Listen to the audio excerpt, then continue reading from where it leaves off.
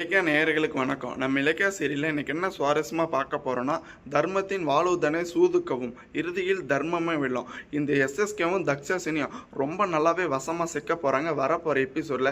ஏன்னா இந்த நாகுவை கடத்தி வச்சுட்டு கார்த்திகையும் கடத்தி வச்சுட்டு இந்த ஒரு பழியை தாங்க நம்ம கௌதம் மேலே போட்டு வச்சுருந்தாங்க. ஏன்னா பல நாள் திருட ஒரு நாள் வெளியே வருவான். இந்த கார்த்திகை வந்துட்டு இப்போ வரைக்கும் நம்ம வீட்டில் இருக்கிற இந்த ரேவதியும் ரொம்பவே இந்த ஜானையும் தப்பாக நினச்சிட்டு இருக்காங்க.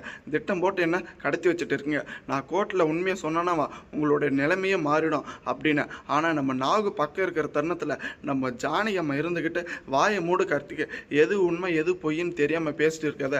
இந்த எஸ்எஸ்கே தான் உன்னை கடத்தி உன்னை கொடுமை பண்ணது எப்படி தெரியுமா?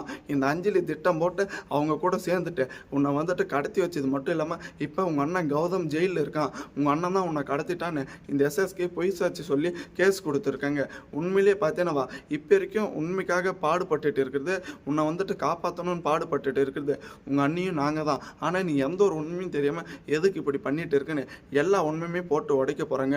அதே சமயம் நம்ம நாள் இருந்துக்கிட்டு, ஐயா உண்மையிலே வந்துட்டு மேடம் சொல்கிறது தான் உண்மை, நான் வந்துட்டு இந்த எஸ்எஸ்கே கூட சேர்ந்து பணத்துக்காக ஆசைப்பட்டு ரொம்ப பெரிய தப்புகள்லாம் பண்ணிட்டேன், உங்களை வந்துட்டு காப்பாற்றணும், முக்கியமாக கௌதம் சாரை காப்பாற்றணும், அதுக்காக நான் வந்துட்டு எங்கள் கோர்ட்டில் வந்துட்டு பதில் சொல்கிறதுக்கு நான் தயார், உண்மையிலே வந்துட்டு நீங்கள் நல்லா இருக்கணும், என் குடும்பத்தை வந்துட்டு காப்பாற்றிருக்கீங்க அப்படின்னு எல்லா உண்மையுமே பார்த்தீங்களான்னு இப்போ நம்ம நாகும் நம்ம கார்த்திகிட்ட சொல்ல போகிறாங்க.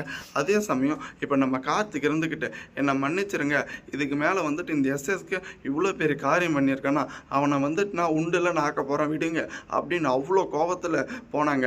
ஆனால் நம்ம இலக்கியா, கௌதம் இன்னி கொஞ்சம் வெயிட் பண்ணு, ஏன்னா கார்த்திக் வந்துட்டு இப்போ நீ அவசரப்பட்டேன்னா கௌதம் வந்துட்டு காப்பாற்ற முடியாது, கையுங்காலமாக இந்த எஸ்எஸ்கேவும் இந்த தக்ஷசினியும் போட்டு கொடுக்கணும். ஏன்னா இவ்வளோ சித்திரவாதம் பண்ணி இவ்வளோ கேவலமாக நடந்துட்டு இருக்குங்க.